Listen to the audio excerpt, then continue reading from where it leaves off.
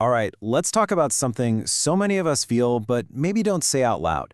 You know the psychology behind why some of those big, supposedly fun celebrations and holidays can feel, well, less like a joy and more like a total chore. You know that feeling, right? The calendar page turns, a major holiday is suddenly just around the corner, or maybe your own birthday's coming up, and instead of getting excited, you just feel this weight, a little bit of dread. If that sounds even remotely familiar, trust me, you are not alone. And we're going to get into exactly why that happens. So, first things first, let's get this out of the way. If you feel this way, you're not some kind of party pooper or an outlier. This feeling is incredibly common, and just knowing that, well, that's the perfect place for us to start.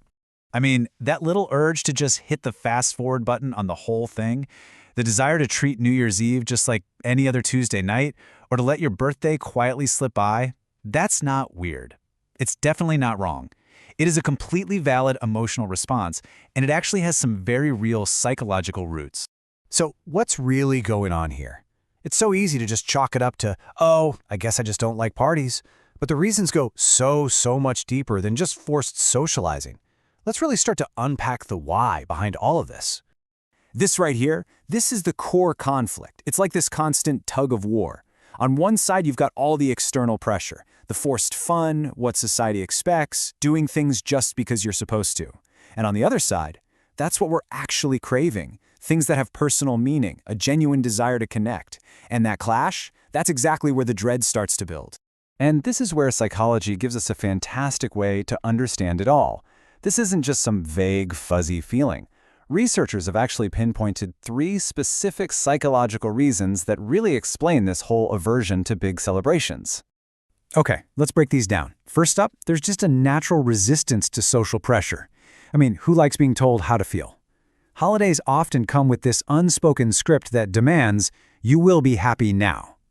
Second, there's a huge preference for what's called intrinsic motivation. That's doing things because you genuinely want to, not because the calendar tells you that you have to. And the third one is a big one, a tendency for reflection. For a lot of people, especially those who are a bit more introverted, these big milestone events feel like a time for quiet introspection, not a loud party. It's about looking inward, not performing outward. So you got these 3 really distinct ideas, right? Resisting pressure, needing that internal drive, and preferring quiet thought. But what's the common thread here? Is there one big psychological concept that kind of ties this whole thing together? And here it is. The answer is emotional regulation. This is so crucial. It's just the process of managing your own emotional state. So for someone who dreads these forced celebrations, skipping out isn't about being negative. It's actually an active strategy to protect their own well-being.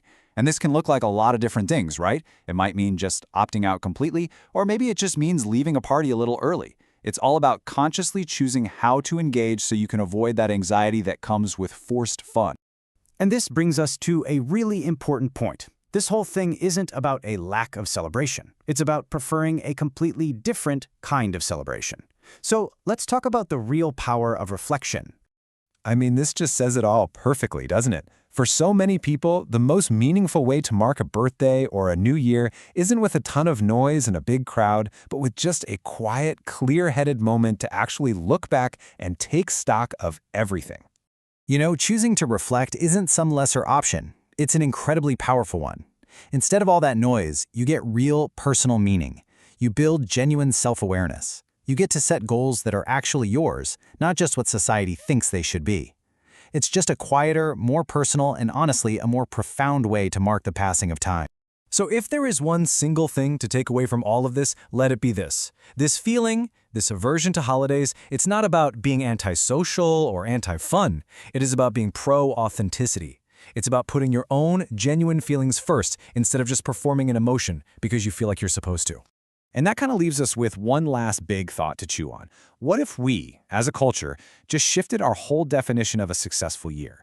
What if we moved away from the highlight reel of parties and big events and more toward the quiet, meaningful progress we make when we actually give ourselves the space to reflect?